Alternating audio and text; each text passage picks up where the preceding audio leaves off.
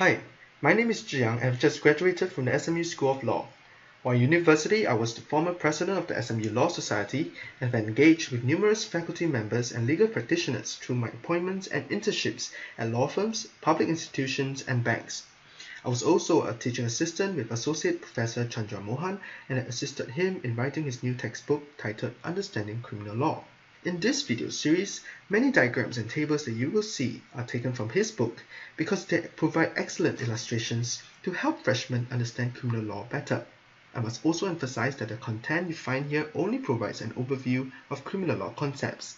Deep analysis of the cases and principles should still be done by the individual through your own reading and through the discussions in class seminars.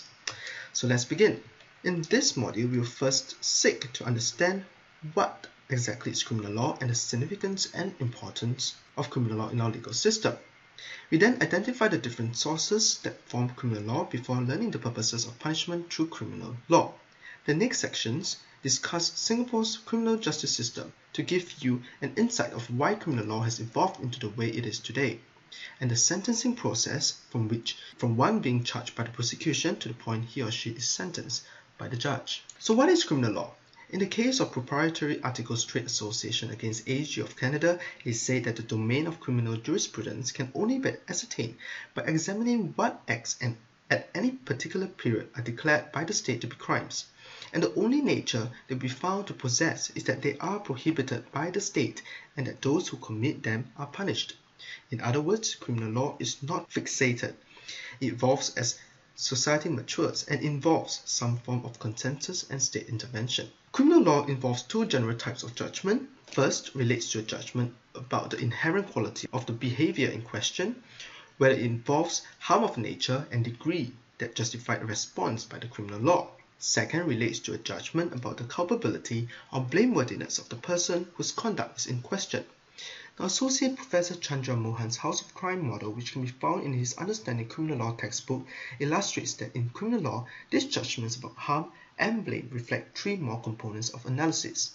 The two pillars of the House of Crime are the key essentials, and they are the actus rea and the mens rea. For actus rea, we are asking, is the accused conduct prescribed by the legislation that defines the offence? For mens rea, we ask, what does the definition of the crime say about the state of mind of the accused? Lastly, our penal code in most instances allow for defences to be pleaded, such that one can escape culpability through the assistance of this latter as illustrated. In other words, if both actus rea and mens rea are present, are there any defences that might apply to relieve the accused of criminal responsibility? So what is the difference between criminal and civil proceedings? In criminal proceedings, the state institutes the proceedings, and that is why such cases are titled public prosecutor against another person. The burden of proof is high, one that must be proved beyond reasonable doubt. Once convicted, the accused could be punished with an imprisonment term, a fine, caning, or even death. On the other hand, individuals usually institute civil proceedings, but of course, public institutions can do the same if the purpose is to recover monies, damages, property, or to seek the enforcement of a right, or to get advantage over the defendant.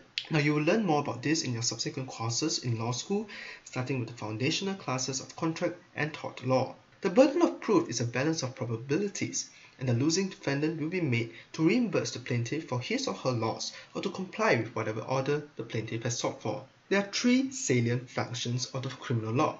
The first is called criminalization, whereby the law sets out for citizens those things which must not be done. The second function the law does is to convict persons who are proved to have transgressed its prohibitions. Finally, it may punish for those whom it convicts, and more generally, the criminal law offers the prospect of punishment to reinforce its function of criminalization. The criminal law then is a powerful and condemnatory response by the state. It is also a bluntly coercive system directed at controlling the behavior of citizens. Criminalization involves orders backed up by threats. In a sense, criminal law is the means by which the state bullies citizens into complying with its program for the society.